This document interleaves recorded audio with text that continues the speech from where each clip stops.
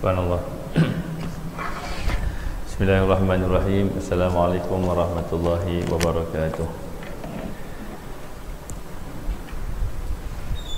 Mudah-mudahan hubungan rohaniah kita dengan rohaniah baginda Nabi SAW. Sama-sama kita mulakan kuliah kita pada petang ini dengan kita membaca Ummul Kitab Al-Fatihah. A'udzubillahi minasyaitonirrajim. Bismillahirrahmanirrahim. Alhamdulillahirabbil alamin arrahmanir rahim maliki yaumiddin. Iyyaka na'budu wa iyyaka nasta'in. Ihdinas siratal mustaqim. Siratal ladzina an'amta 'alaihim ghairil maghdubi 'alaihim waladdallin. Amin.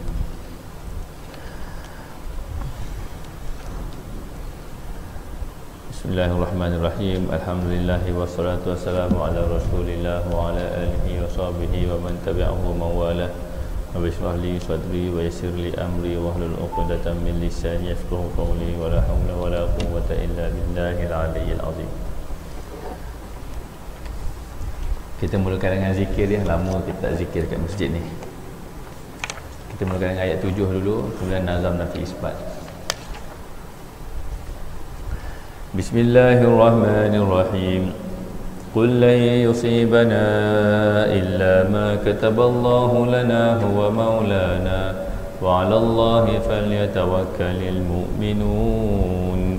Bismillahirrahmanirrahim. Wa in yamsaska Allahu bidurrin fala kashifa lahu illa hu wa in yuridka bi khairin fala radda li fadlihi yusibu bihi man yasha'u min ibadihi wa huwal ghafurur rahim. Bismillahirrahmanirrahim. Wa ma min dabbatin fil ardi illa 'ala Allahi rizquha wa ya'lamu mustaqarraha wa mustawda'aha kullun fi kitabim mubin. Bismillahirrahmanirrahim. Inni tawakkaltu 'ala Allahi rabbi wa rabbikum ma min dabbatin illa huwa akhidun binasiyatiha inna rabbi 'ala siratin mustaqim. Bismillahirrahmanirrahim. Wa ka'ayyin min dabbatin la tahmil rizqaha Allahu yarzuquha wa iyyakum wa huwas samiul alim. Bismillahirrahmanirrahim. Ma yaftahillahu lin-nasi min rahmatin fala mumsika laha wa ma yumsik fala mursila lahu min ba'dihi wa huwal azizul hakim. Bismillahirrahmanirrahim. Walain sa'altahum man khalaqas samawati wal arda layakulunna Allah. Qul afara'aytum ma tad'una min dunillahi in aradani Allah bidurrin hal hunna kashifatu durrihi أو أرادني برحمة هل هن ممسكات رحمته قل حسبي الله عليه يتوكل المتوكلون. بسم الله الرحمن الرحيم. لقد جاءكم رسول من أنفسكم عزيز عليه ما عنتم حريص عليكم بالمؤمنين رؤوف رحيم. فإن تولوا فقل حسبي الله لا إله إلا هو عليه توكلت وهو رب العرش العظيم. إن الله وملائكته يصلون على النبي يا أيها الذين آمنوا صلوا عليه وسلموا تسليما. Selawat muka surat 15. Lepas tu kita patah balik nanti muka surat 2. Ya Rabbi salli ala Muhammad. Ya Rabbi salli عليه وسلم يا رب صل على محمد يا رب بلغه الوسيلة يا رب صل على محمد يا رب خصه بالفضيلة يا رب صل على محمد يا رب وارض عن الصحابة يا رب صل على محمد يا رب وارض عن السلالة يا رب صل على محمد يا رب وارض عن المشايخ يا رب صل على محمد يا رب فارحم والدينا يا رب صل على محمد يا رب وارحمنا جميعا يا رب صل على محمد يا رب وارحم كل مسلم يا رب صل على محمد يا رب واغفر لكل مذنب اللهم صل على محمد يا رب يا سميع دعانا اللهم صل على محمد يا رب لا تقطع رجانا يا رب صل على محمد يا رب بلغنا نزوره يا رب صل على محمد يا رب توشانا بنوره يا رب صل على محمد يا رب حفظانك وأمانك يا رب صل على محمد يا رب واسكننا جنانك يا رب صل على محمد يا رب أجرنا من عذابك يا رب صل على محمد يا رب وارزقنا شهادة يا رب صل على محمد يا رب هطنا بالسادة اللهم صل على محمد يا رب واصلح كل مصلح اللهم صل على محمد يا رب واكفي كل مؤذي اللهم صل على محمد يا رب نختم بالمشفع اللهم صل على محمد يا رب صل عليه وسلم أستغفر الله العظيم من كل ذنب أستغفر الله العظيم من كل ذنب أستغفر الله العظيم من كل ذنب أستغفر الله العظيم من كل ذنب اللهم صل وسلم على سيدي وحبيبي وطبيب قلبي وجسدي وروحي سيدي رسول الله محمد ابن عبد الله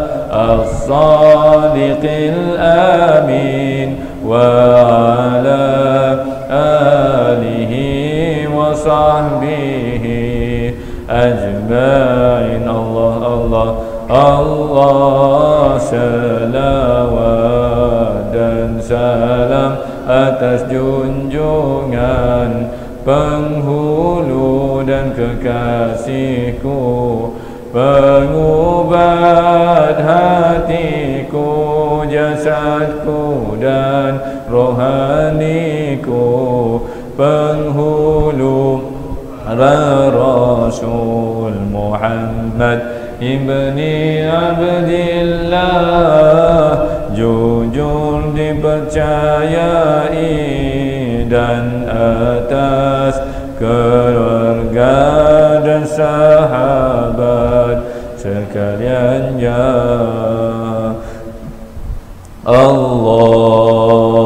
Allahumma salli wa sallim wa zid wa barik ala rasulillah wa alihi al-athhar, ala rasulillah wa sahbihi al-akhyar. Allahumma salli wa sallim wa zid wa barik ala rasulillah wa alihi al-athhar, ala rasulillah wa sahbihi al-akhyar. Allahumma salli wa sallim wa zid wa barik ala rasulillah wa alihi al-athhar, ala rasulillah wa sahbihi al-akhyar.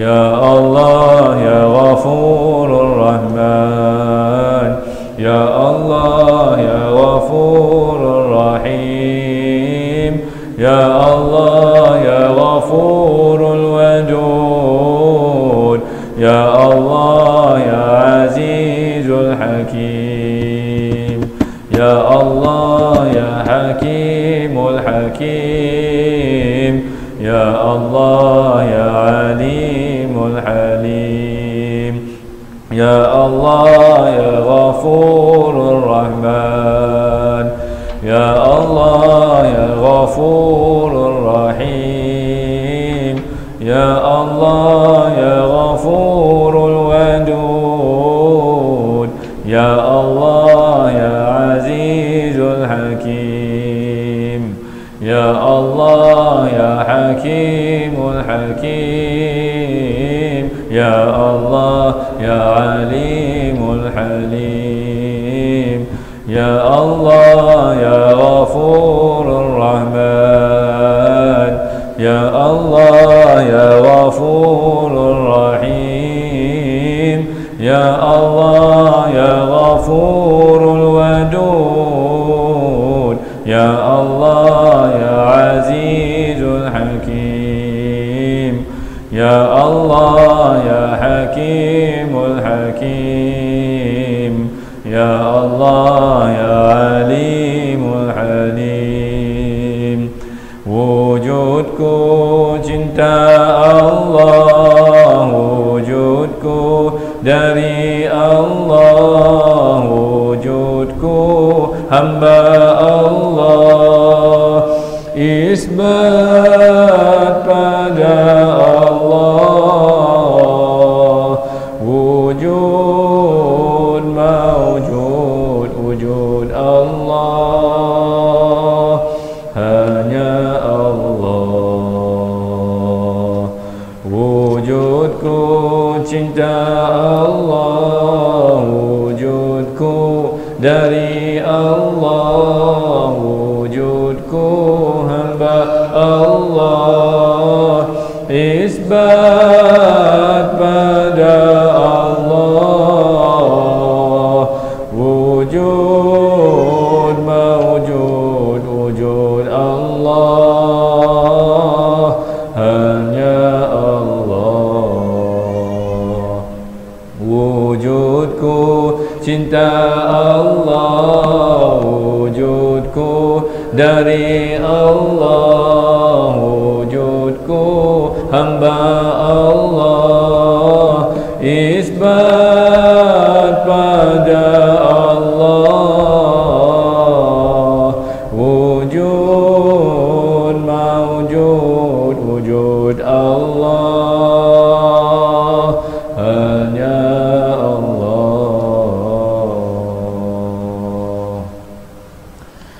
Ya Mughni, Ya Mughni, Ya Mughni, Ya Dzal Jalali wal Ikram, Ya Mutakabbir, Ya Mutakabbirun, Ya Mutakabbirin, Ya Man Hu, Ya Man Lahu, Ya Man Lahu, Ya Man Hu, Ya Man Hu, Ya Man Lahu. Hasbi Allah, Hasbi Allah, Hasbi Allah, Hu Allah, Hu Allah, Hu Allah.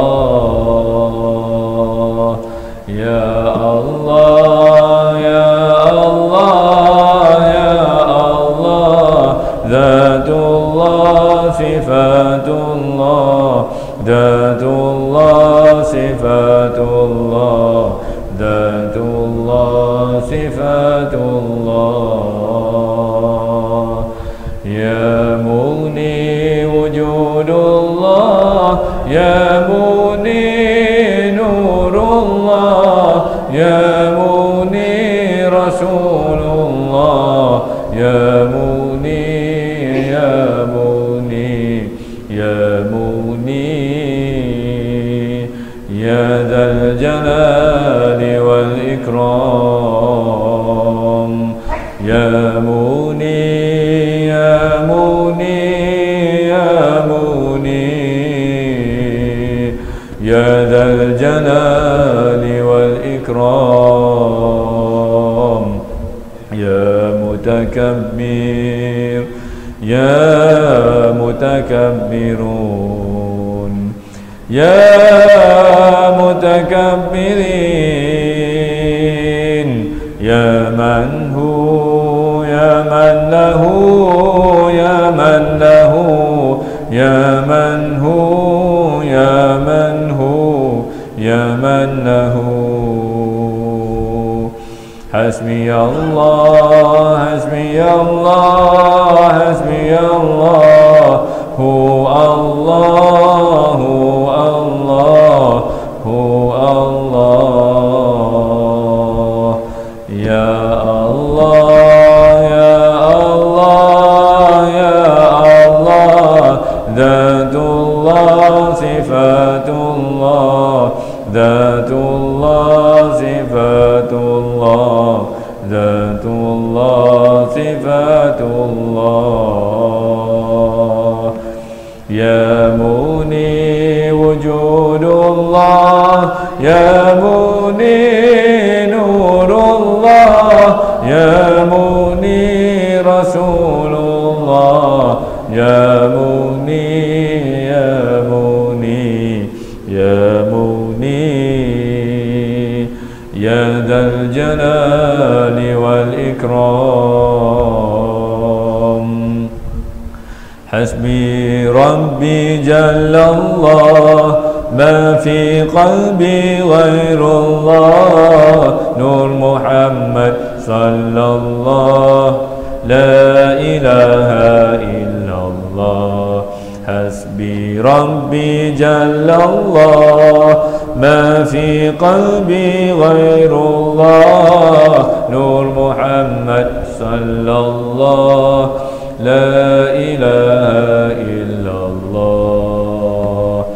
la ilaha illallah, la ilaha illallah, la ilaha illallah, la ilaha illallah, la ilaha illallah, la ilaha illallah.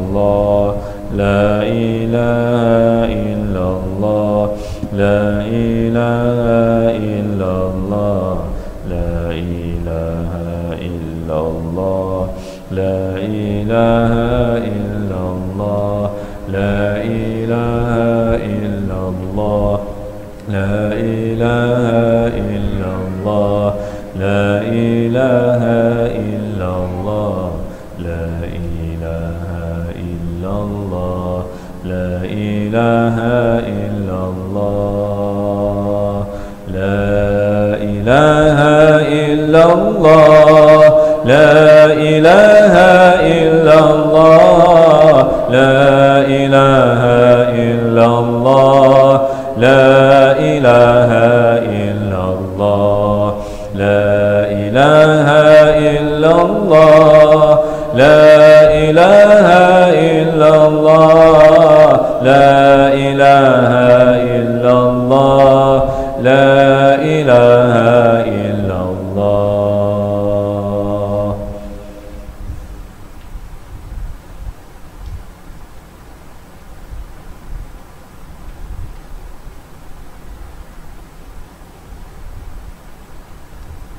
Bila kita berzikir, ialah ibarat kita menyediakan bekas, supaya dengan bekas itu kita dapat menampung limpahan nur dengan asbab barakah sanad perguruan yang menyambung sampai kepada Rasulullah sallallahu alaihi wasallam, yang diistilahkan dalam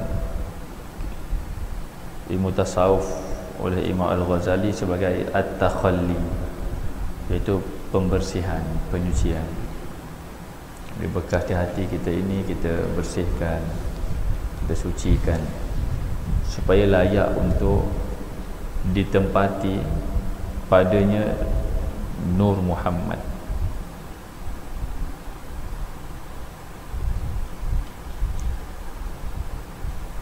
Nur yang terpuji, yang mana dengan nur yang terpuji itu, disitulah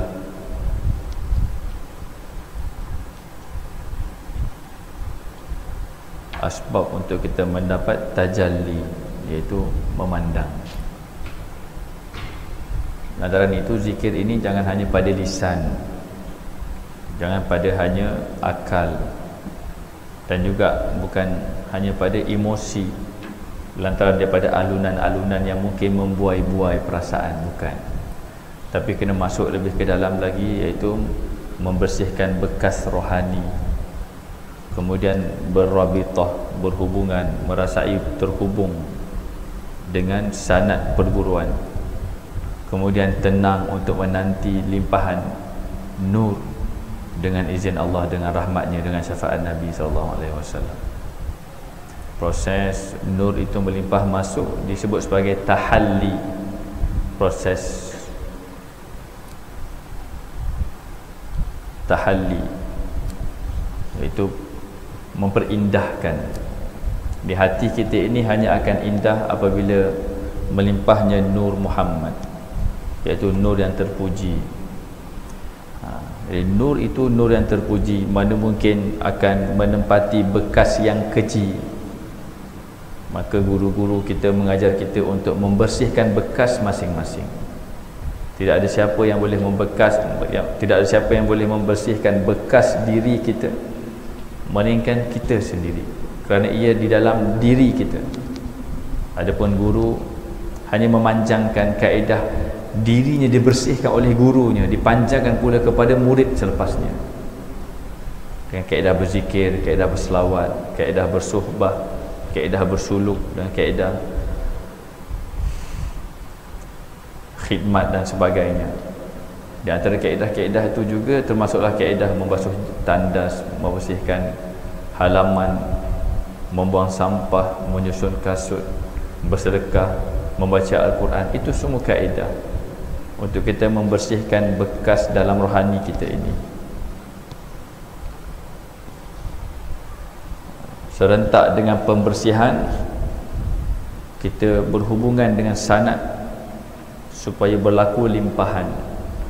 Proses pembersihan dipanggil takhalli, proses limpahan sanad dipanggil tahalli. Takhalli itu pengosongan, penyucian, pembersihan. Takhalli. Tahalli, proses perhiasan, memperindahkan. Di hati kita hanya indah dengan nur itu.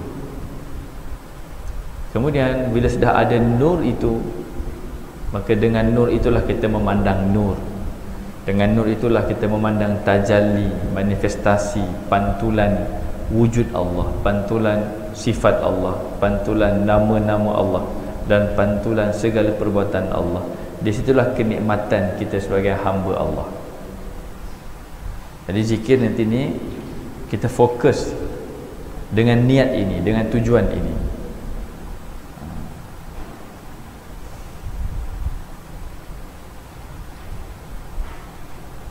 Tapi memang amalannya biasanya dia akan bermula dengan lisan, kemudian dibuai-buai rohani, dibuai-buai emosi dengan alunan-alunan. Maka itulah perlu kepada pengulangan-pengulangan yang agak lama sehingga dapat menembus emosi dan perasaan itu. Tapi kena fokus, sangka baik kepada Allah, sangka baik kepada guru yang mengajar, sangka baik kepada semua para masyayikh yang tetap mendoakan semua umat Islam, sangka baik kepada Nabi SAW, sangka baik kepada semuanya.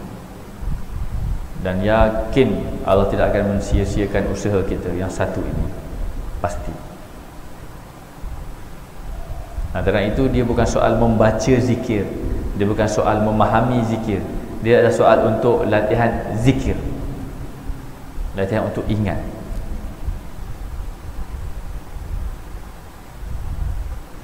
Ada zikir dia, ikut saya, dia tak ada dalam kertas, ikut saya.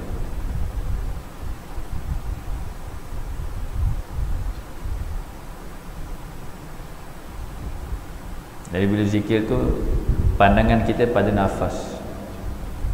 Di sebelah nafas ada hayat, di sebelah hayat sifat hayyun Allah. Di situ letak duduk zikir kita, sama ada nafas naik ataupun nafas turun, ataupun tempat bernafas itu kita rasakan, sama ada pada hidung ataupun pada dada. Itu saja fokus masa kita berzikir. Menyebabkan kebanyakan waktu kita bersama para masyayikh kita, bila berzikir tu memang keadaannya di bawah, pandang bawah.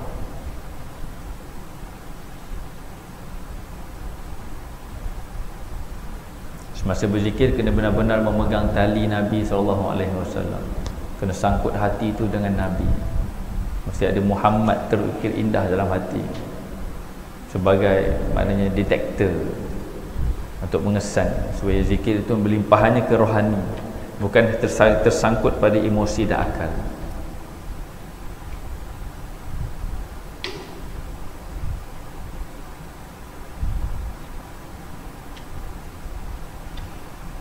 Al-Fatihah. A'udzu billahi minasyaitonir rajim. Bismillahirrahmanirrahim. Alhamdulillahirabbil alamin. Arrahmanirrahim. Maliki yaumiddin. Iyyaka na'budu wa iyyaka nasta'in. Ihdinas siratal mustaqim. صراط الذين أنعمت عليهم غير المغضوب عليهم ولا الضالين آمين.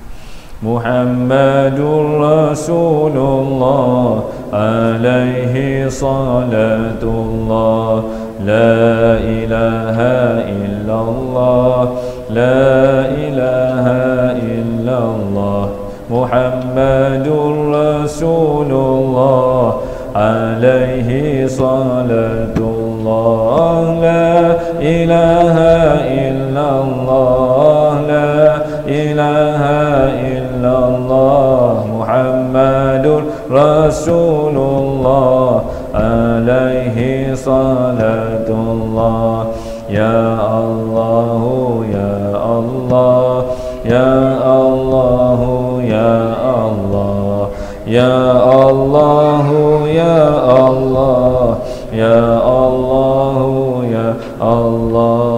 يا الله يا الله يا الله يا الله يا الله يا الله يا الله يا الله يا الله هو الله هو الله هو الله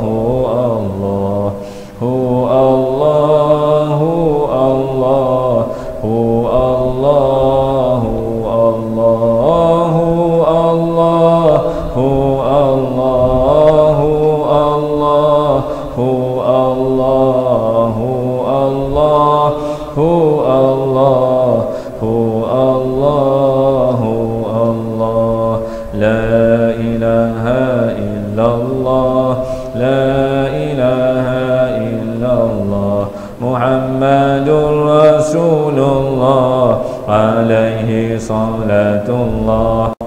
As-salatu wassalamu alaik ya sayyidi ya Rasulullah ya Habiballah.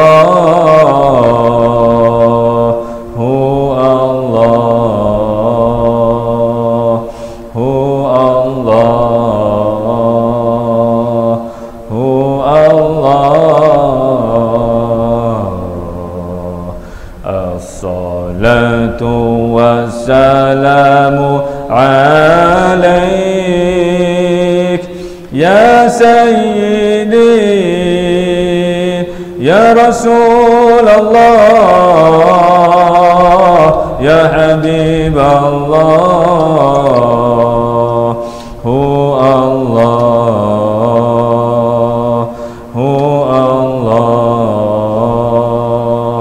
Hu Allah.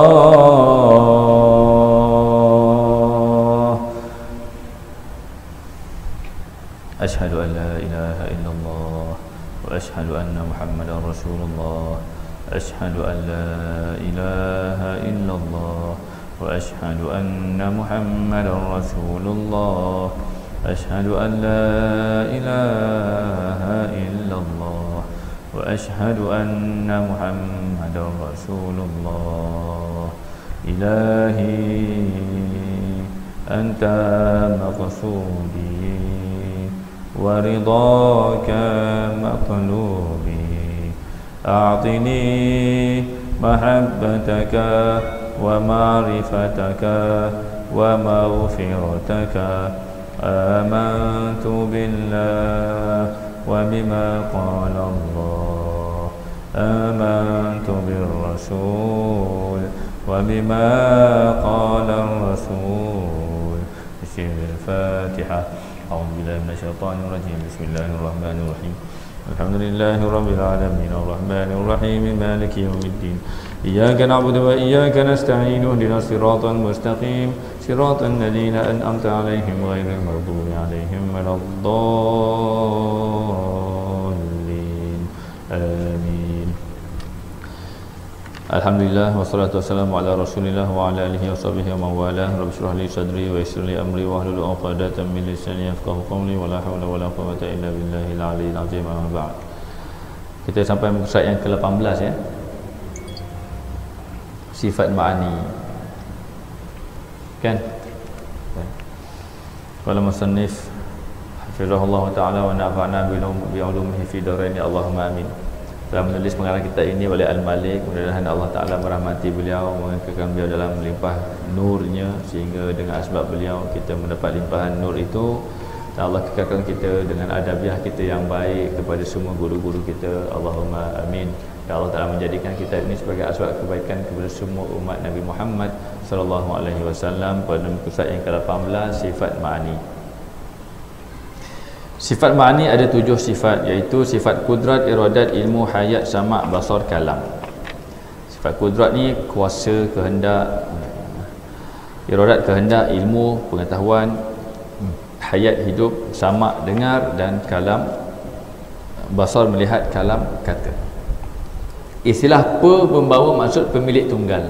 Jadi yang dikehendaki dalam sifat ma'ani ini adalah pemilik tunggal bagi sifat-sifat ma'ani ini adalah Allah. Pemilik tunggal. Jadi dalam ilmu akidah kita memahami bahawa Allah Ta'ala adalah pemilik tunggal bagi ketujuh sifat ini. Itu dalam ilmu akidah. Dalam ilmu tasawuf kita nak memandang hak Allah. Kita nak memandang bahawa tujuh sifat ini adalah hak Allah. Ulang balik. Ilmu akidah kita meyakini bahawa ketujuh sifat ini adalah hak Allah. Kita meyakini, bukan hak kita, itu hak Allah. Kalau ilmu tasawuf nak memandang hak Allah itu, iaitu nak memandang sifat ma'ani ini sebagai hak Allah, itu ilmu tasawuf. Jadi sifat ma'ani ini hak Allah, tapi ada pada kita, tapi bukan kita punya. Siapa punya? Allah punya. Yang saya biasa bawa bidalan, umpama kek dengan oven. Panas yang ada pada kek bukan milik kek, tapi milik oven, kerana kek itu dipanaskan. Apabila kek itu sudah tidak dipanaskan lagi oleh oven, maka panas itu akan hilang. Jadi sifat panas itu milik siapa? Milik oven, tapi ada pada siapa? Ada pada kek. Tapi kerana apabila sifat panas itu ada pada kek, baunya mestilah bau kek, tidak akan jadi bau oven. Kalau kek tu kek durian, dia akan bau durian. Kalau kek pisang, dia akan bau pisang. Kalau kek nenas dan seterusnya akan baulah sesuai dengan namanya.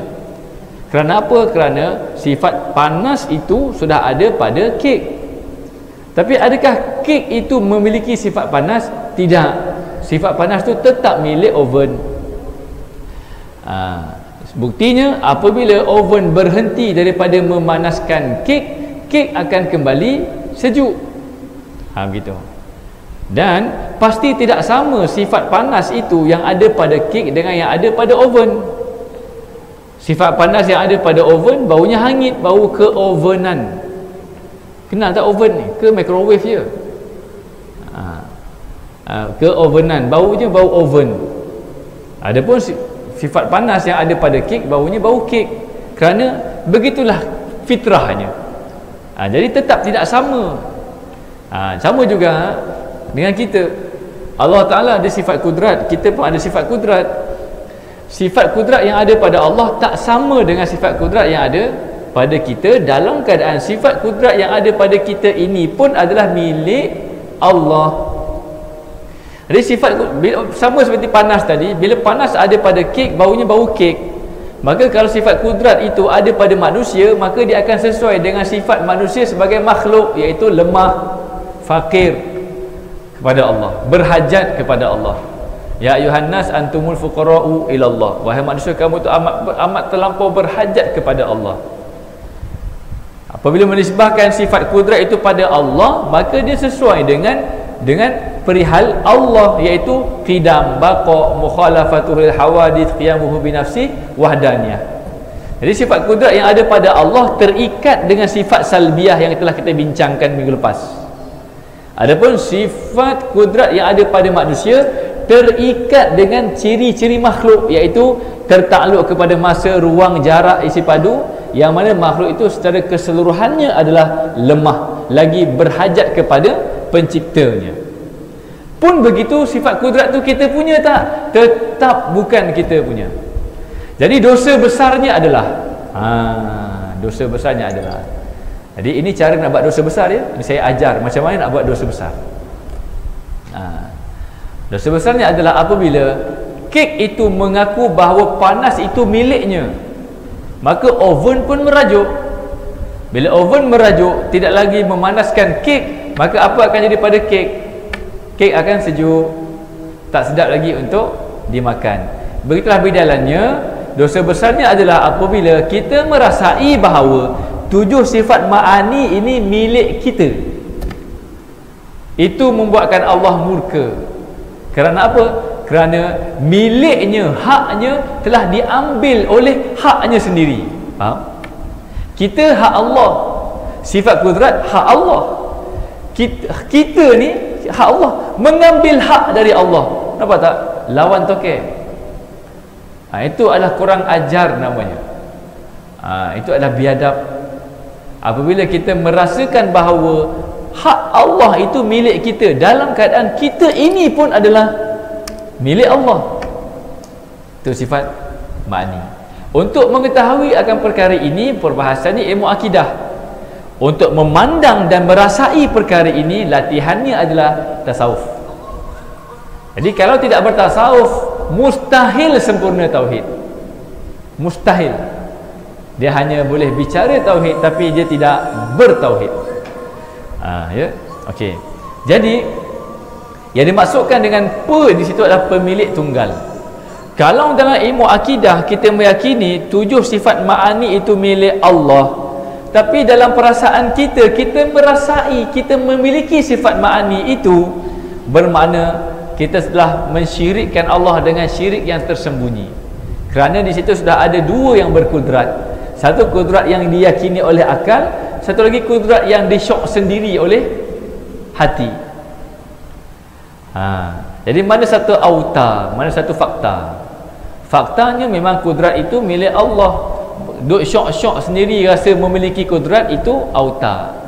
Jadi yang syok-syok sendiri merasai memiliki kudrat itulah yang perlu untuk disucikan, dibersihkan dengan latihan zikir, selawat daripada bimbingan guru-guru yang diberi izin oleh gurunya, sehingga menyambung sanad perguruan itu sampailah kepada baginda Nabi sallallahu alaihi wasallam. Jadi penting ayahanda bunda, tuan-tuan dan puan-puan, untuk bertasawuf. Penting untuk bertasawuf. Tasawuf bukan soal bicara tentang keperihalan tarikat dan terikat dengan sistem tarikat, bukan.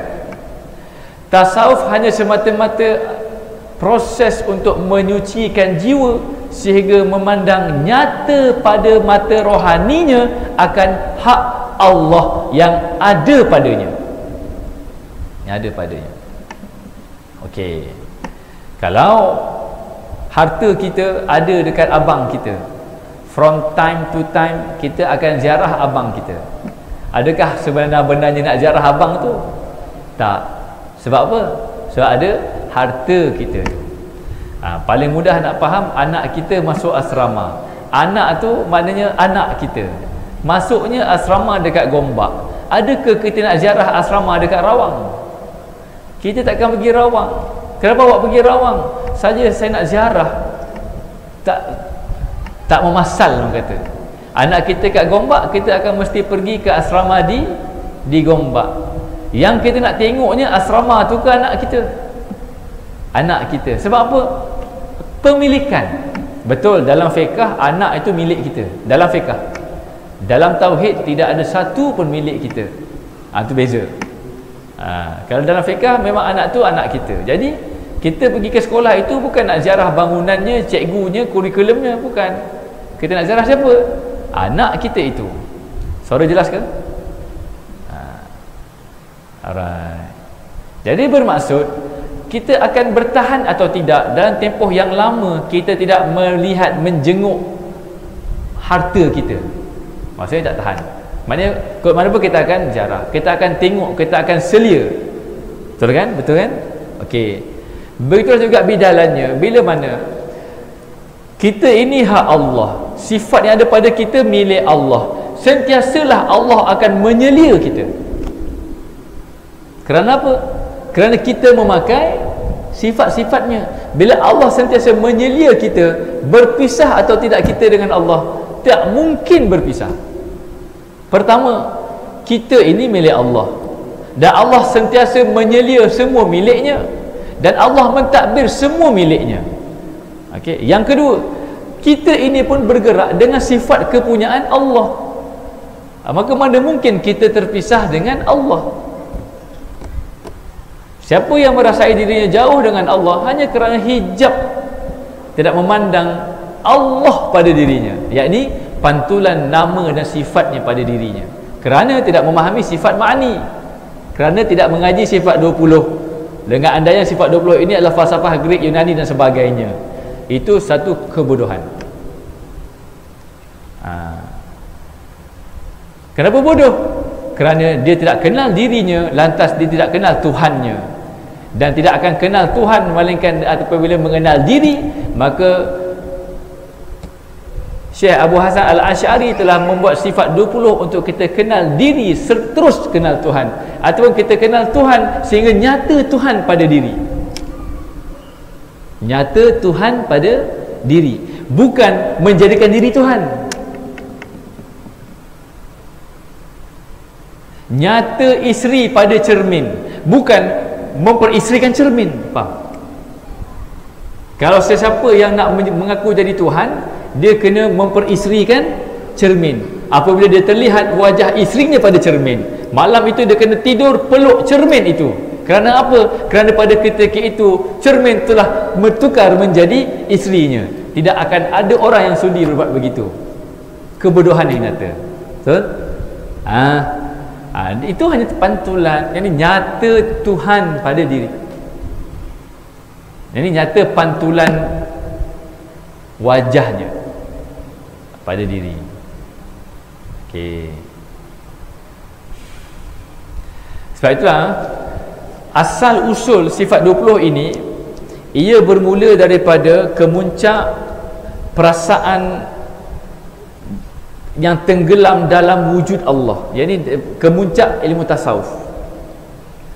Dia pada asas ilmu tasawuf ini, maka Imam Abu Hasan al-Asy'ari dan Imam Abu Mansur al-Maturidi berbekalkan dengan kekuatan ilmu mantik dan falsafah Islam pada ketika itu, yang mereka ini pelopornya, telah menggubal sifat 20 supaya benar perasaan itu, perasaan memandang Allah itu benar sampai tidak mengaku menjadi Allah. Lama kenapa keluar macam ni pula ni? Kalau orang datang pergi, siapa yang datang singgah-singgah solat dengar sikit-sikit tu, maknanya sila anggap anda tidak mendengar.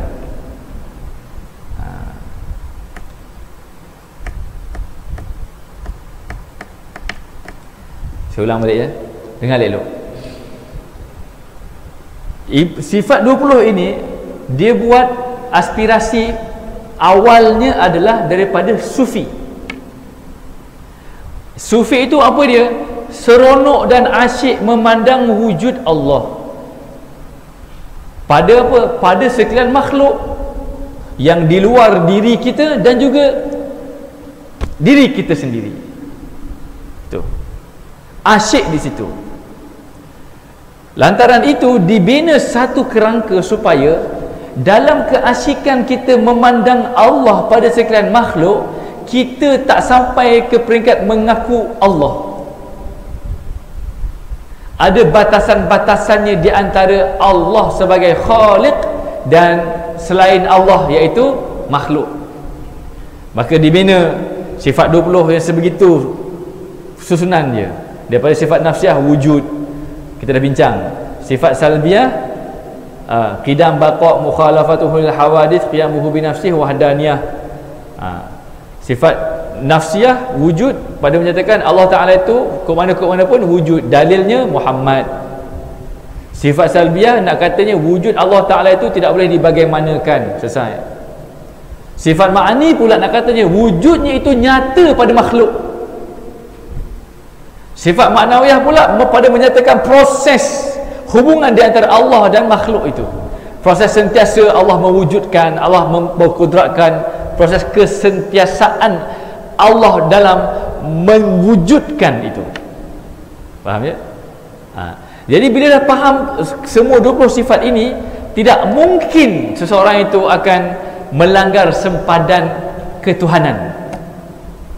Walau setinggi mana pun, walaupun sedalam mana pun perasaan menyatu dan perasaan erat dia dengan Allah, dia tak akan mengaku dia menjadi Allah. Sebab apa? Dah ada batasan itu yang dikerangkakan daripada sifat 20. Maksudnya sifat 20 adalah untuk mensistematikkan urusan-urusan dalaman berkenaan dengan perihalan memandang Allah. Tu. Okey. Itu awal dulu. Sekarang dah jadi terbalik. Berarti kata ilmu tasawuf orang dah tinggal. Sedangkan sifat 20 ini adalah untuk menyusun perihalan hal ehwal ketasawufan pada rohani. Maka disusun sifat 20. Maka sifat 20 ni adalah kawalan supaya hal kerohanian itu tidak tergelincir kanan dan kiri, ada pedomannya. Sebab kegelinciran yang berlaku dalam peramalan-peramalan ahli zikir ini adalah akhirnya dia mengaku dirinya Allah dan terbebas daripada syariat. Betul tak? Ya betul. Kerana tidak memahami kawalan ini, dan kawalan itu adalah sifat 20. Itu zaman awal. Zaman sekarang sifat 20 itu diwarisi, tapi kerangka luarannya, tasawufnya telah tertinggal ke belakang. Kalau kita belajar pun sifat 20 hanya hafalan, hanya pendalilan, tapi bukan perihal memandang dalil itu. Memandang dengan mata hati, bukan perihal musyahadah, bukan perihal memandang. Tapi mujur saja sifat 20 itu masih kekal diwarisi, dinasyidkan dan dialunkan. Tapi intipati sifat 20 itu tasawuf telah tertinggal, menyebabkan untuk konteks zaman sekarang kita perlu bicara sifat 20 ini, kerana hanya dengan kerangka acuan sifat 20 sahajalah tasawuf boleh matching, boleh padan, boleh ditempatkan. Dapat tak? Dulu atas tasawuf, aspirasi tasawuf terhasilnya sifat 20. Itu zaman dulu. Sekarang orang dah tasawuf orang dah tinggalkan. Tasawuf lebih kepada perihalan kedukunan, misalnya perihalan nak pandang jin, nak berubat orang, buat air tawar. Tasawuf lebih kepada perihalan penampilan pemakaian serban, tasbih dan sebagainya. Tasawuf lebih kepada perihalan untuk menampakkan kelompok-kelompok dan melebihkan guru-gurunya sendiri seraya menafikan guru-guru yang lain. Tasawuf kelihatan lebih kepada apa dia? Kumpulan-kumpulan tarikah yang saling seolah-olah yang berlumba-lumba untuk menyatakan mereka itu lebih takarub kepada Allah, dan tasawuf diperlihatkan dengan seolah-olahnya meninggalkan dunia langsung dan maknanya hidup. Banyak salah tanggapan tentang tasawuf. Hanya elemen luaran. Sedangkan tasawuf tidak dealing dengan segala elemen penampilan luaran. Tasawuf semata-mata dalaman, iaitu pada memandang hak Allah. Tulis. Pada memandang hak Allah. Yang kedua, pada memandang dirinya adalah kenyataan wujud Allah yang nyata.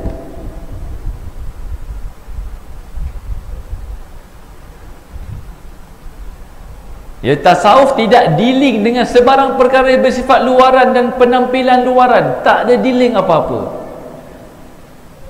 Kalau kasyaf pun bukan kasyaf yang bersifat nampak mana jin ke apa, bukan kasyaf nampak orang ni ada saka, kasyaf orang ni nanti kalau kahwin dengan orang ni akan jadi begini, bukan. Itu bukan intipati tasawuf. Tasawuf hanyalah semata-mata perihalan dalaman, iaitu untuk memandang hak Allah pada diri. Dan yang kedua, untuk memandang dirinya sebagai kenyataan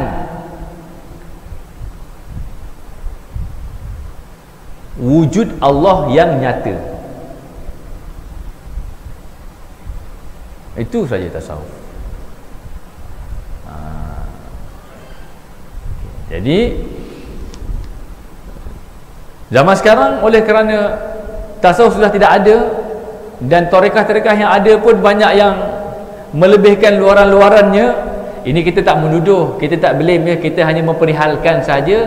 Itulah persepsi orang awam. Kalau orang yang bertarikat mungkin dia sensitif dengar ni, dia sensitif lagi. Kita tarikat juga. Tapi kita kena terima bahawa ada banyak kegelinciran sebab fokus utamanya sudah terselewing. Kerana apa? Punca yang satu-satunya punca yang paling pasti adalah niatnya bukannya di atas benar cinta mahabbah Nabi. Itu. Kalau niatnya benar atas cinta mahabbah Nabi, insya-Allah ada asbab keselamatan. Niatnya kalau selain daripada niat itu akan ada kegelinciran. Tapi tak apa, kita doakan kebaikan untuk semua. Cumanya secara perbahasannya inilah yang kita nyatakan. Jadi sekarang ini sifat 20 itu ada, dan kita perlu membangkitkan kembali tasawuf.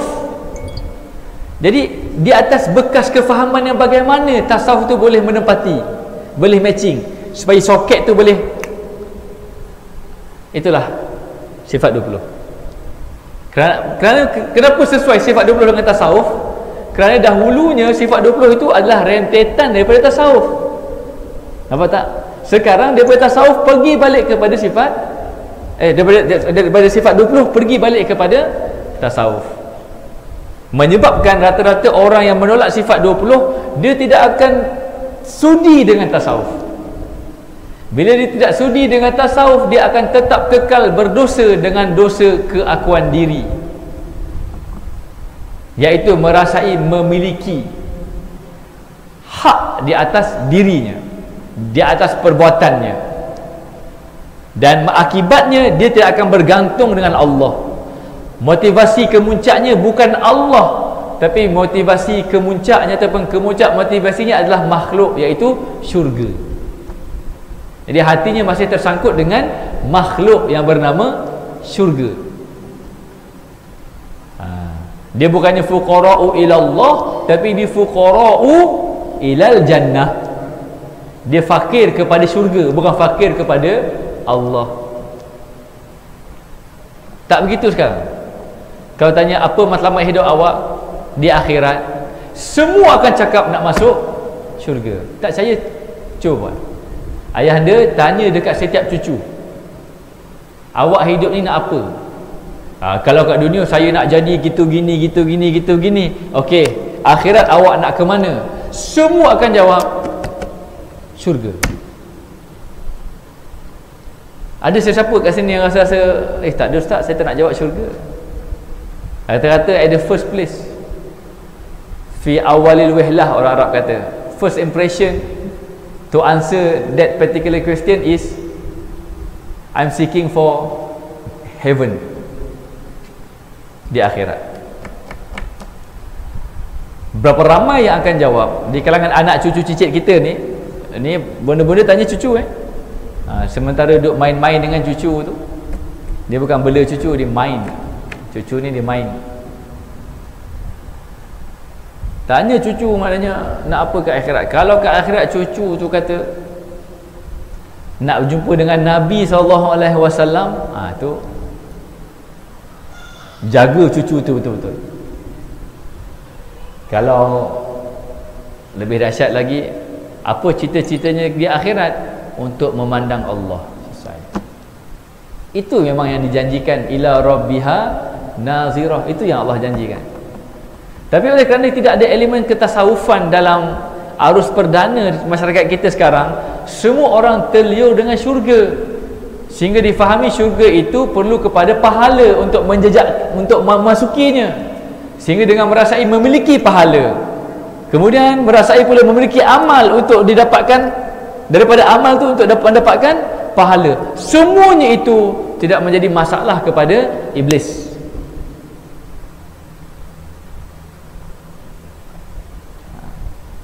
Dan kalau kita tanya anak cucu kita, dalam hidup awak ni awak kena jadi apa?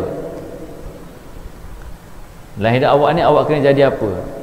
Kalau jawapan yang positif statement, saya kena jadi hamba Allah.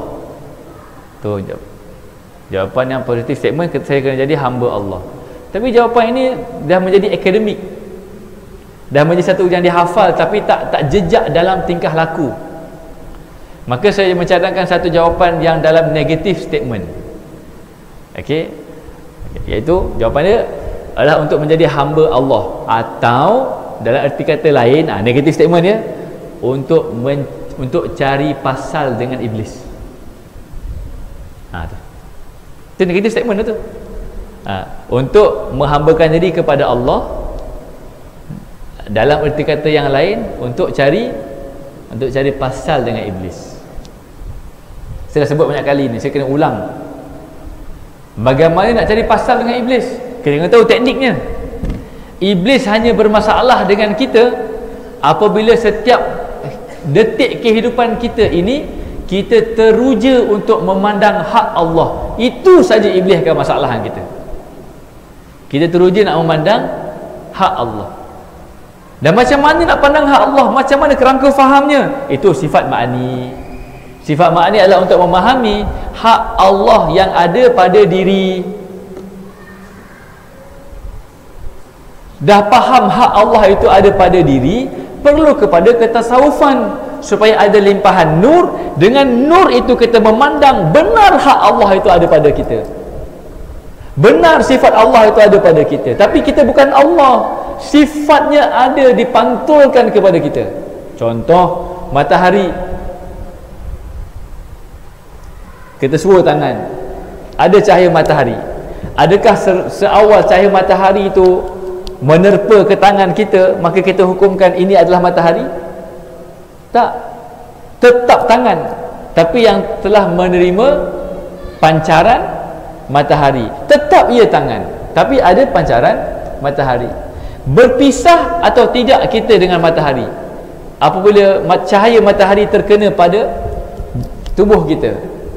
Nak kata berpisah macam tidak, sebab pancarannya terkena pada tubuh. Nak kata menyatu tak juga, nanti terbakar. Nampak tak? Tapi bagaimana? Begitulah. Itu maksudnya.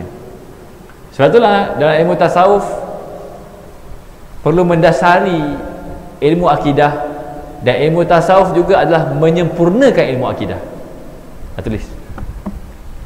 Ilmu tasawuf perlu menjadi teras kepada ilmu akidah. Tasawuf adalah teras kepada akidah dan penyempurnaannya. Tulis dulu, nanti kita syarah. Air baru yang cuy.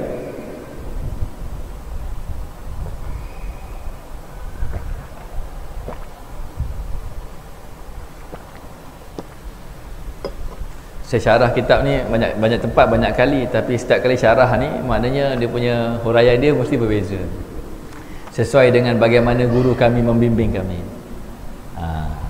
Kalau syarah dulu tak macam ni Bante, dah tulis dah. Ilmu tasawuf, katalah ini ilmu akidah. Ilmu tasawuf mesti menjadi titik mula yang mendasarinya, dan ilmu tasawuf juga mesti dia menjadi penyempurnaannya. Jadi kita kena faham ilmu tasawuf yang bagaimana menjadi titik mula teras, dan ilmu tasawuf yang bagaimana pula menjadi penyempurnaan. Nampak tak? Dia diapit. Okey. Ilmu tasawuf yang menjadi teras permulaannya adalah bekas tempat kita mempelajari ilmu akidah. Apakah bekasnya? Minggu lepas punya pelajaran. Siapa yang tak datang minggu lepas memang meleh helio lah. Tak dapat jawab lah. Kan minggu lepas kita bincang tentang sifat nafsiyah, iaitu sifat wujud. Dalil wujud Allah apa dia? Muhammad itulah bekas. Yakni sebelum kita nak belajar segala selok belok tentang ilmu akidah, kita perlu menyediakan tapaknya, bekasnya, tempat landingnya. Itulah Muhammad. Itulah perihalan yang membawa kepada ta'zim dan kecintaan yang kemuncak kepada baginda Nabi SAW. Itu yang dimaksudkan dengan ilmu tasawuf perlu mendasari pengajian ilmu akidah, iaitu mahabbatun Nabi SAW. Manakan tidak, tempat untuk kita menjadi sandaran yang tidak ada pertikaian untuk menyatakan wujud Allah itu Muhammad. Maka kalau seawal Muhammad itu tidak betul-betul terpahat pada jiwa ini, mana mungkin kita dapat dalil yang ultimate pada menyatakan wujud Allah? Sedangkan ilmu akidah itu ultimate-nya adalah nak mengatakan bahawa Allah wujud, Allah mentadbir. So ilmu akidah, maudhu' ilmu akidah nak menyatakan apa dia? Wujud Allah, Allah Rabbul Alamin, Allah mentadbir sekalian alam. Jadi kita perlu ada sandaran dalil Allah wujud, dan dalilnya adalah Muhammad. Kalau awal-awal Muhammad itu tak terpasak pada hati, kita bicara macam mana pun tentang Allah dan keperihalan wujud Allah yang dirangkumkan dalam sifat 20 ini, dia tak akan landing dalam, tak berbekas dalam jiwa ni. Dia hanya menjadi satu perbahasan akademik. Dan itu yang berlaku sekarang. Orang menjadikan ilmu akidah ini sebagai perbahasan yang diperdebatkan. Sebab apa? Semuanya tidak menggunakan apa dia? Bekas Muhammad. Saya kata semuanya itu bukan tuduhan. Ini sekadar nak memberi faham saja. Nak beri faham saja. Jangan cepat terasa ya. Tu kalau macam yang tengok rakaman ni pun, kalau cepat terasa padamlah, awak jangan dengarlah. Ni cakap awal ni. Ini live ke tak live ni? Kalau dengar-dengar kuliah saya ni, kalau cepat terasa sangat semua, awak tak dengarlah. Maknanya awak dengar yang lain dulu. Sebab tak ada manfaat untuk awak. Bahkan awak buruk sangka pula dengan ilmu ni.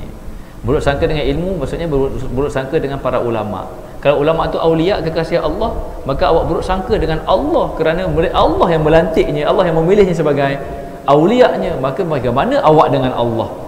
Sebab saya tak nak awak lebih musnah dengan Allah, maka baik awak jangan dengar kalau awak tak dapat baik sangka. Kalau sensitif membabi buta, macam tu. Faham ya? Itu atas kasih, bukannya atas kasih kepada awak ni. Betul, ini bukan ilmu sebarang. Ini ilmu kebahagiaan akhirat. Oi, bukan sebarang. Sebab ilmu ni adabnya kena jaga. Adab pengajiannya, macam mana kaedahnya kena jaga betul-betul.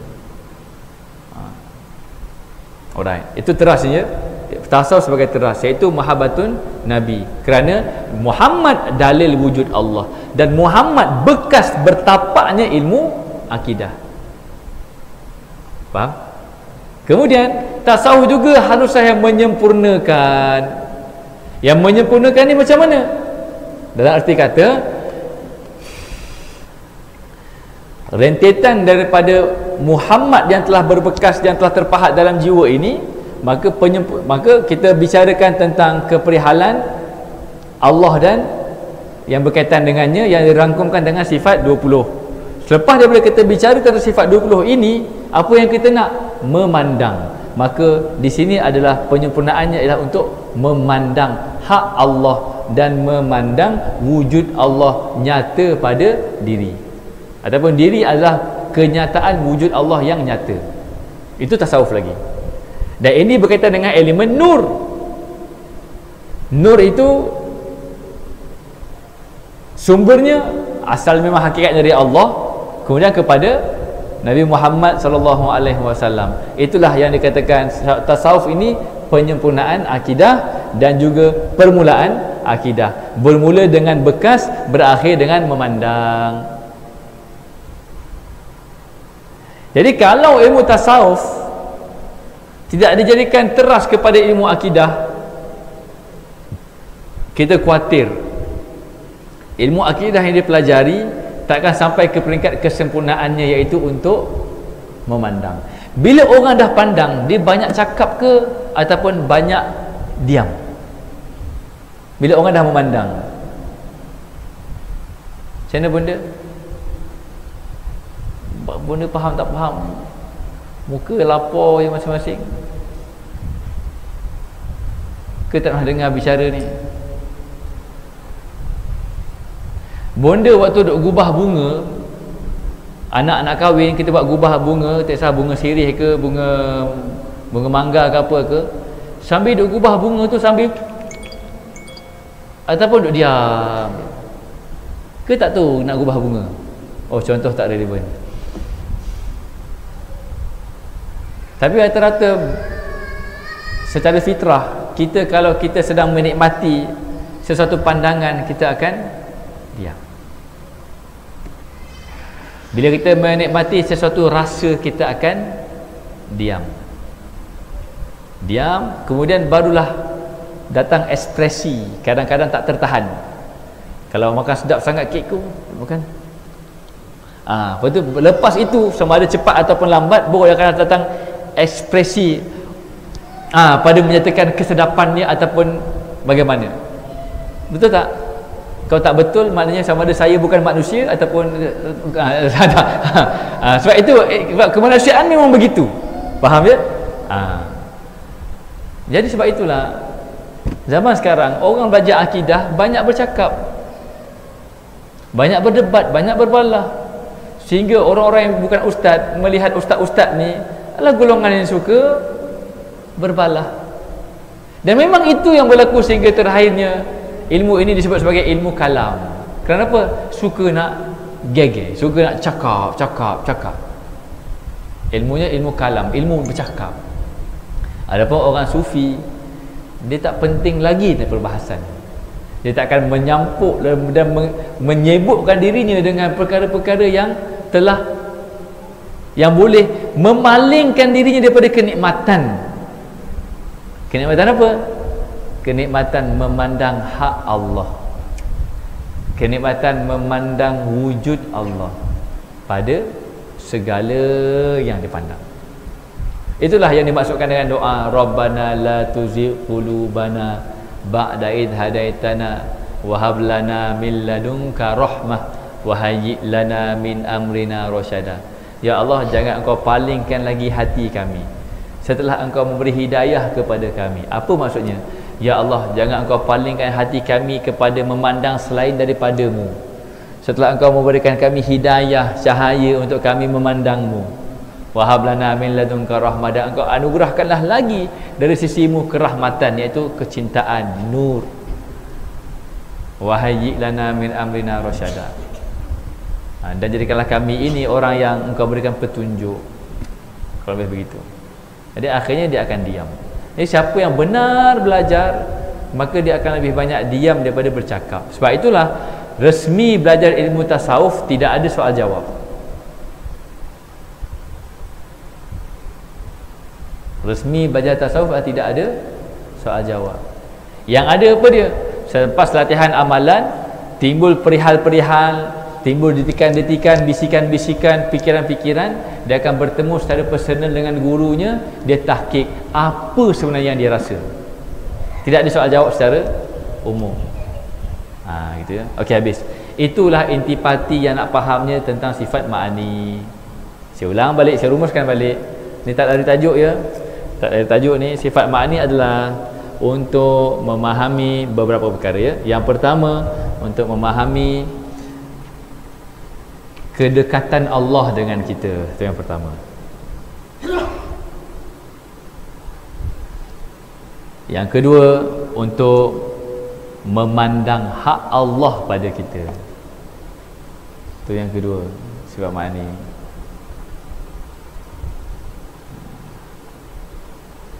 Yang ketiga, sifat ma'ani juga adalah untuk apa dia?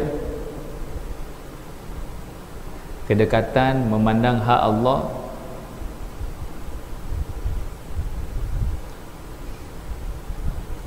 Sifat ma'ani juga adalah untuk merasai kasih Allah.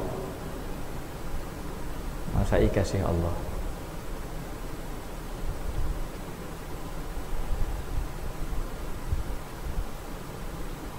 Okey. Okey, yang dua tu saya dah huraikan. Tapi yang merasai kasih Allah tu tak hurai lagi kan, betul tak? Yang dua tu jelas maknanya rasai kedekatan sebab Allah yang mencipta kita, lepas tu kita sifat Allah ada pada kita, kedekatan. Kemudian bila sifat Allah tu ada pada kita, dengan sifat ma'ani inilah kita memandang hak Allah itu jelas kan? Yang ketiga, merasai kasih Allah. Okey, gini. Sekarang ni begini. Dalam fiqh, kita buat amal soleh, maka Allah akan ganjari, betul? Allah akan ganjari, maka Allah bagi pahala, kan? Allah bagi pahala. Sekarang ni, siapa yang menganugerahkan terlebih dahulu? Kita yang serve Allah dengan amal dulu, kemudian Allah pun mengganjari kita dengan pahala, ataupun Allah terlebih dahulu menganugerahkan kita tanpa kita memberi apa-apa timbal balik? Siapa yang serve siapa dulu? Kita serve Allah dulu, lepas tu baru Allah ganjari, ataupun Allah yang menganugerahkan kita dulu baru kita boleh berperbuatan? Jawapannya, ke mana pun Allah dulu bagi. Jadi Allah bagi kita nikmat wujud, dan Allah Ta'ala bagi kita nikmat hidup, nikmat ijad wal imdad, nikmat kewujudan dan nikmat untuk berfungsi. Dengan dua nikmat ini Allah bagi, ada hal kita tak dengan Allah dulu? Tak, Allah dulu. Dengan dua nikmat ini Allah bagi, baru kita boleh beramal taat, betul tak? Kalau tidak ada dua nikmat ini, macam mana kita nak beramal taat? Jadi Allah bagi dulu. Jadi bila Allah yang bagi dulu, apa maksudnya? Allah bagi itu tanpa melihat kita. Kalau pahala,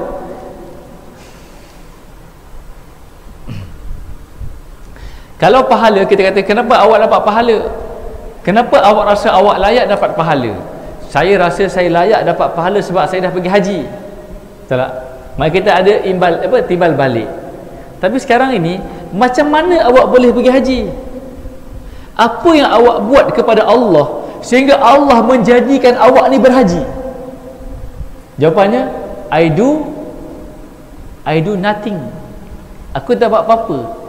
Apa yang awak buat kepada Allah sehingga Allah wujudkan awak, sehingga Allah membekalkan awak dengan sifat-sifatnya yang 7 itu? Dia panggil sifat kesempurnaan. Sifat mana juga dipanggil sebagai sifat kesempurnaan.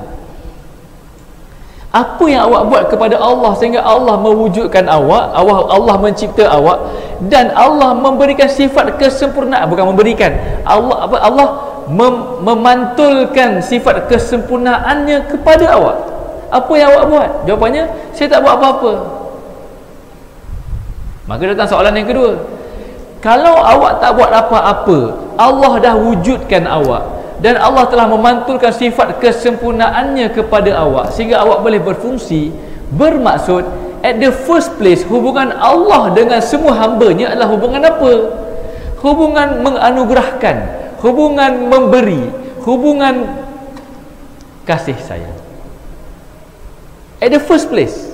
Sebab itulah kalau mana-mana hamba yang putus asa daripada mengharapkan rahmat Allah, memang takkan ada rahmat Allah untuknya lagi. Sebab apa?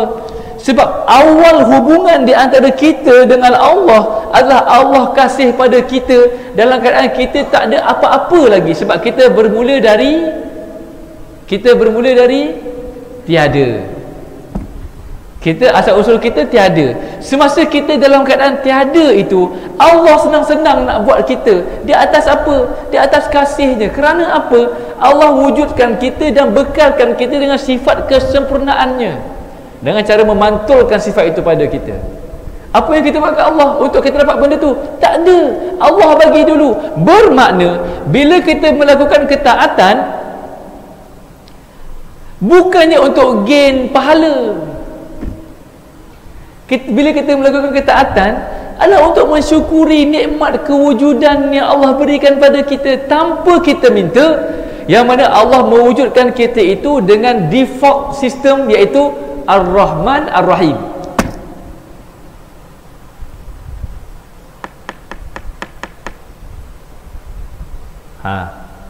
Sebenarnya ibadat yang kita lakukan ini adalah sebagai timbal balik kepada kebaikan yang Allah dulu bagi pada kita. Nampak tak? Bila Allah dulu bagi kebaikan pada kita, maka kita beribadat, buat yang wajib, tinggalkan yang haram. Selesai? Dan itu sebenarnya bukanlah untuk mencapai perkara yang pasca ibadat tadi, iaitu dapat pahala dan syurga. Bukan. Itu sebenarnya adalah untuk timbal balik kepada kasih Allah yang awal tadi, iaitu kasih Allah dalam menciptakan kita dan memantulkan kita dengan sifat kesempurnaan.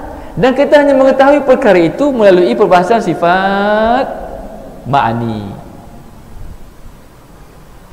Kemudian Allah takkan beralah. Bila kita membalas nikmat yang pertama Allah beri itu dengan ibadat, Allah tetap akan mengganjari kita. Di situ ada syurga, di situ ada pahala, ada ganjaran. Lantaran benar kita bersyukur pada nikmat yang awal itu, dan Allah juga tidak akan membiarkan kita terhenti di situ.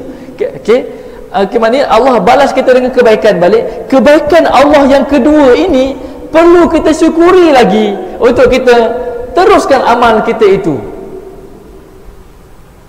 Dan kebaikan yang amal kita itu untuk mensyukuri nikmat yang kedua tadi itu, Allah balas balik lagi dengan kenikmatan yang lain, dan kita boleh syukuri balik. Maknanya hubungan kita dengan Allah bukan hubungan meminta, tapi hubungan mensyukuri. Ini perbahasan tasawuf, perihal syukur. Kalau perbahasan fiqh, dia lebih kepada hubungannya apa dia? Meminta. Aku nak minta ke Allah pahala yang paling banyak. Sebab itulah kalau baca fiqh ni, semua kata-kata ustaz mana lagi baik ustaz, nak sembahyang jemaah ke nak sembahyang seorang-seorang? Kalau sembahyang jemaah 27 kali ganda, okey. Ustaz mana lagi baik, sembahyang jemaah dekat surau ke dekat masjid? Jawapannya sembahyang jemaah kat masjid, sebab masjid itu ada iktikaf dan jemaahnya paling ramai. Okey ustaz, sembahyang kat masjid ni ke? Macam-macam tanya. Sebab apa? Nak kerja yang paling banyak. Itulah waktu haji orang nak pergi ni, berebut Hajar Aswad sampai siku-siku orang, sampai tak boleh apa dah. Sebab apa? Mengejar pahala, bukan nak mengejar perihalan memandang. Tapi taklah pula kata Hajar Aswad, aku tak nak, yang penting aku nak memandang. Bukan juga.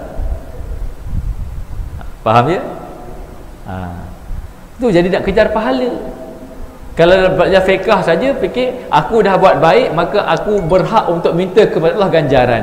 Tapi ilmu tasawuf dia kena dia memperihalkan daripada awal lagi. Awak tu asal usul awak tiada, rahmat Allah dulu telah dikurniakan kepada awak. Sebenarnya segala ibadat awak ini tak dapat nak menempati pun kenikmatan awal tadi tu. Pun begitu Allah tetap memberi imbalan lantaran daripada ibadat kita ni. Ini semua adalah penghayatan kepada sifat ma'ani. Sebab tidak ada amalan melainkan dengan sifat ma'ani, tidak ada perbuatan dan pergerakan melainkan dengan sifat ma'ani. Jadi mudah-mudahlah merasai layak untuk mendapat ganjaran. Kita beribadat bukannya untuk mengejar ganjaran. Kita beribadat untuk menyatakan kesyukuran, dan syukur itu kecintaan. Tapi kenapa tak berbekas benda itu? Kerana fiqh dia pelajari bukan dengan dasar tasawuf. Oleh kerana fiqh itu dimulakan bukan dengan dasar tasawuf, maka akhirnya pun bukan dengan pengakhiran tasawuf. Fiqh bila tak dimulakan dengan dasar tasawuf, iaitu cinta Rasul, mahabbatun Nabi SAW, pengakhirannya akan berakhir dengan keiblisan, selfish, keakuan diri. Tak percaya? Tengok berapa ramai orang yang lebih mementingkan hal orang lain semasa buat haji, ataupun semua orang mementingkan diri sendiri. Itu tanda mudahlah. Tapi dalam satu sudut yang lain, haji itu adalah keperihalan untuk membayangkan perihalan padang mahsyar. Itu satu sudut yang lain. Sebab padang mahsyar memang takkan tertoleh bapa dan ibu, anak dan ayah, betul, takkan tertoleh lagi, masing-masing dengan hal sendiri. Itu satu dimensi. Dari sudut satu lagi, iaitu maknanya haji itu maknanya semua orang hanya mementingkan diri. Kalau dia pentingkan kumpulannya, maka dia akan menafikan kumpulan yang lain. Kalau sa'i itu dia buat macam gerombong tentera tu, siap sedia, macam tu. Ada pengawal ni pula jalan lari redah habis. Kalau orang kita pula nak khusyuk lambat-lambat, tiba-tiba kena langgar kat belakang, report polis, kemek, kena langgar. Dia kat mana tu? Dekat sa'i. Kemudian dalam fiqh dia ajar apa dia? Tempat yang paling afdal untuk kita sa'i kat mana bonda? Tempat yang paling afdal. Biasanya bonda kalau tua-tua dapat tempat ni, dekat tempat sorong kursi roda tu. Itu tempat paling afdal. So kata bonda yang tua-tua dapat ni, sebab bonda yang tua-tua mesti kena sorong kan. Okey, itu ke tempat paling afdal? Sebab di situ yang diriwayatkan, di situ tapak kaki berlari-larinya Siti siapa? Siti Sarah dalam mengejar air tu kan. Fata Morgana di Safa dan Marwah tu kan. Kita pula tahu, kena kejar pahala, pahala. Maka apa dia buat? Dia berlari di situ, mengganggu pula orang yang uzur nak ni. Sebab apa? Selfish. Kerana bermula fiqh tanpa cinta Nabi. Tidak ada jiwa kerahmatan yang terbit daripada perbicaraan fiqhnya itu. Sehingga maknanya tidak ada lagi fiqh itu tidak lagi dilihat sebagai jalan keluar kepada segenap permasalahan umat, tapi fiqh itu digunakan untuk menghukum Dan ramai pula yang menjadi qadi-qadi swasta dan mufti-mufti tidak bergaji. Apa tak? Tapi akhirnya akan berlaku macam mana? Semuanya selfish, mementingkan diri sendiri. Habis. Jangan tengok yang lain lah. Parking kereta pun cukup lah. Parking kereta cukup dah. Yang penting kereta aku boleh parking. Orang lalu tak lalu, siapa suruh tak lambat? Oh, penceramah tak datang ni, masuk je lah. Tak ada alert. Bidarannya macam tu lah. Jadi nak katanya segenap permasalahan umat yang berlaku sekarang ini adalah kerana segala ilmu yang dibincangkan tidak didasari dengan tasawuf, sehingga tidak mencapai kemuncaknya, iaitu tasawuf. Habis. Okey Pak Suku, sekarang ni kita habis baca, itu syarahnya ya. Ni kita baca untuk barakah ya, kita baca apa yang guru kita tulis. Ia pada martabat sifat, dipanggil sifat ma'ani kerana bekas kelakuan sifatnya wujud pada alam. Alam ini menggambarkan bayang-bayang bagi sifat Allah. Sifat adalah berdiri pada zat Allah. Maka sifat ini juga tiada dapat dicapai dan dilihat oleh sekalian makhluknya dalam alam ini. Apa yang dapat dilihat pada alam ini hanya bekas kelakuan sifat, iaitu infial. Infial ni kesan daripada perbuatan. Yang alam ini adalah infial, kesan daripada perbuatan. Kesan daripada perbuatan itu menunjuk adanya perbuatan. Perbuatan itu dipanggil af'al. Perbuatan dipanggil af'al. Adanya af'al itu menunjukkan adanya asma, nama-nama yang menamakan perbuatan tadi, asma. Dan adanya asma dan perbuatan itu adalah menunjukkan adanya sifat. Adanya sifat. Okey. Dan adanya sifat itu menunjukkan adanya apa? Adanya zat. Semuanya itu adalah di dalam infial. Contohnya gini. Air. Yang kita nampak ni air. Air yang kita nampak, cokoh kita pegang ni, ini infial.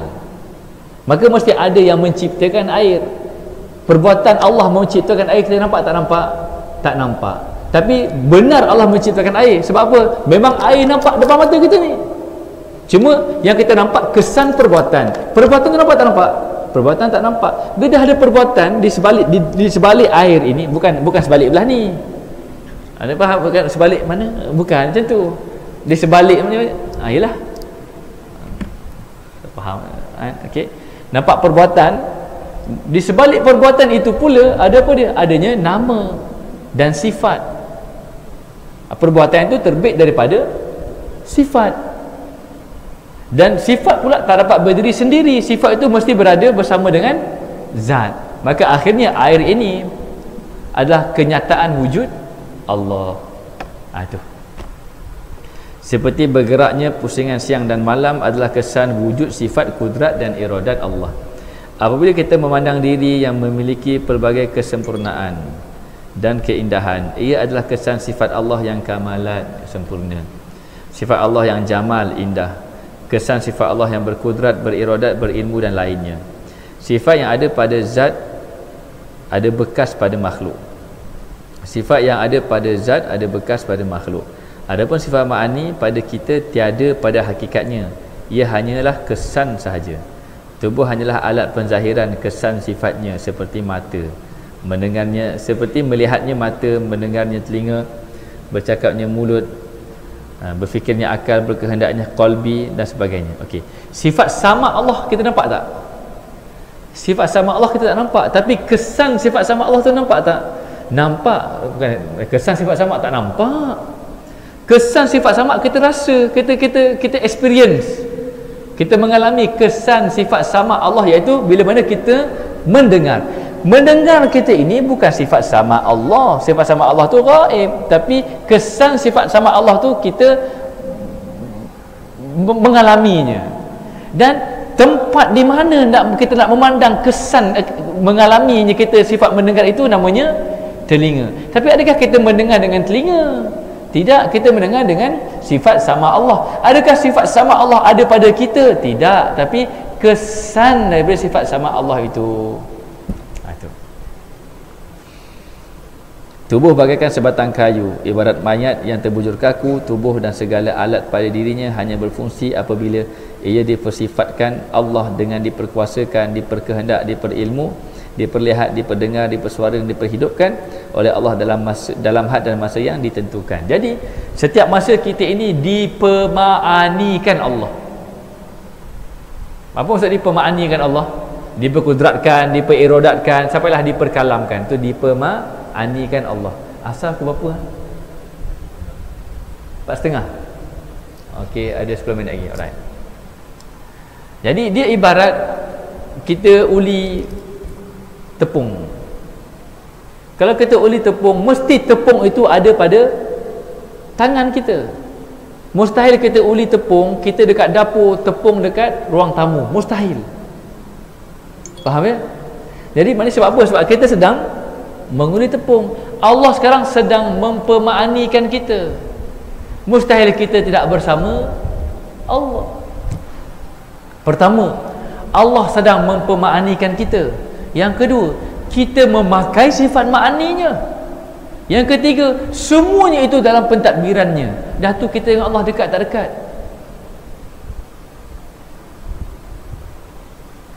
Ni dah soalan ni saya dah perangkap dulu dah ni. Kita dengan Allah dekat ke tak dekat? Siapa yang jawab kita dengan Allah dekat, maka dekat tu masih berjarak. Siapa yang jawab jauh, memang kena masuk ICU otak dia. Setelah penerangan ini pun kalau kata tu kita orang dekat tak dekat, jauh. Itu saya tak tahu. Saya rasa kalau tak awak masuk ICU, saya masuk ICU. Tapi kita maaf ya melawak petang-petang dia. Tapi tidak ada orang menjawab jauh kan? Rata-rata menjawab dekat. Tapi kalau kita jawab dekat, ada jarak tak ada jarak? Masih berjarak. Sebab dekat masih ada jarak. Sedangkan kita dengan Allah ada jarak tak? Tak ada. Maka jawapannya kalau kita disoal, kita dengan Allah dekat ke jauh? Jawapannya kita dengan Allah tidak berjarak, tidak berpadu. Tulis. Itulah intipati yang kita ingin dapatkan daripada sifat ma'ani, bahawa akhir sekali aku denganmu ya Allah.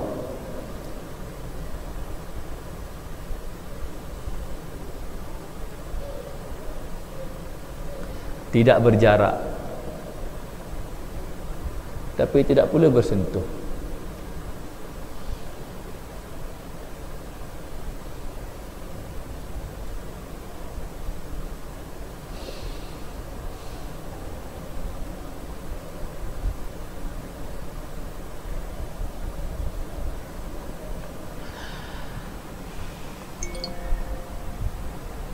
Tidak berjarak dan tidak bersentuh.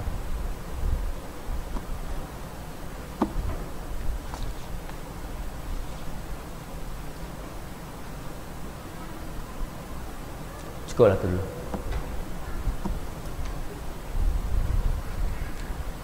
Tulislah kat Facebook status, wahai Allah, aku denganmu tidak berjarak tapi tidak bersentuh.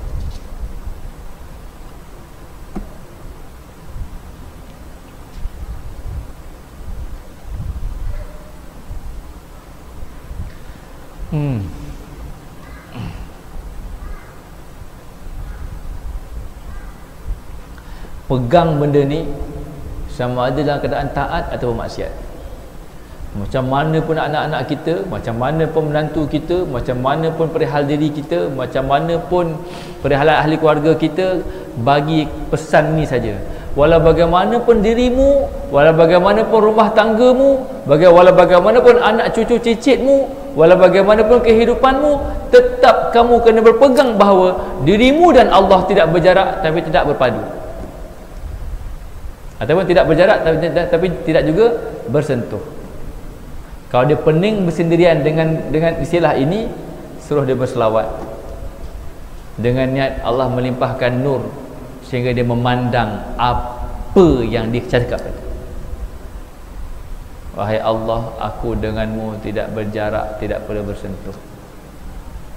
Satu hubungan yang begitu unik, begitu indah.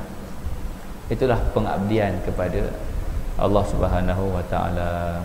Kita hadirkan Al-Fatihah untuk guru kita, yang mana mereka itu menjadi asbab untuk kita memahami erti kedekatan dengan Allah.